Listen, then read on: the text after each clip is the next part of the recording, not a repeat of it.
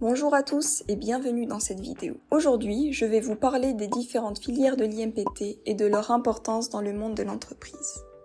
Pour simplifier, je vais vous donner une brève description de chacune des filières. Imaginons qu'il y ait une société S avec un client C. Le client demande à la société de fournir un service tel qu'une application, un site web, un logiciel, etc. L'ingénieur en AMOA, assistance à maîtrise d'ouvrage, joue le rôle d'intermédiaire entre la société S et le client C.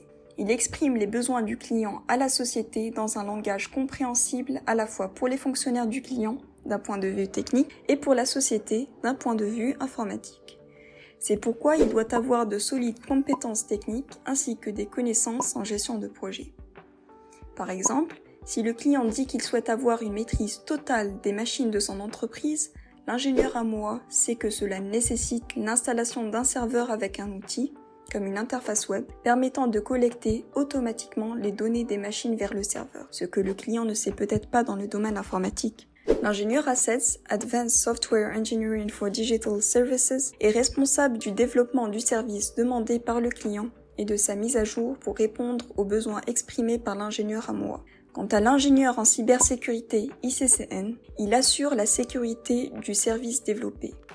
Il effectue des tests de bon fonctionnement, recherche les vulnérabilités et les corrige pour protéger le service et les données de la société. Son objectif est de garantir la disponibilité, l'intégrité et la confidentialité des données. L'ingénieur en data exploite les données liées au client et à l'entreprise pour en tirer des conclusions pertinentes. Ces conclusions sont utilisées pour proposer de nouvelles stratégies et services aux clients, contribuant ainsi au développement de l'entreprise et à sa rentabilité. L'ingénieur cloud intervient lorsque les données de la société deviennent volumineuses. Il cherche à stocker ces données ailleurs et assure le bon fonctionnement du service. Il assure également la connectivité entre ces données et les différentes infrastructures, y compris les objets connectés IoT utilisant ces données. L'ingénieur Smart se concentre sur la communication intelligente entre les différentes composantes connectées au réseau de la société. Il développe également des services liés au réseau intelligent en fonction des besoins du client. Enfin,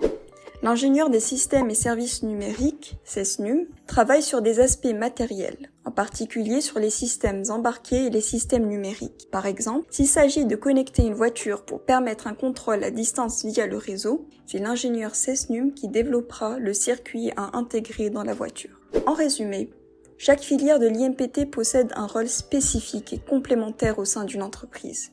Il est normal de trouver des notions communes dans le programme, car ce sont des connaissances de base que chaque ingénieur en digital doit posséder, avec des niveaux de compétences variables. J'espère que cela répond à votre demande. Merci de nous avoir suivis et à bientôt.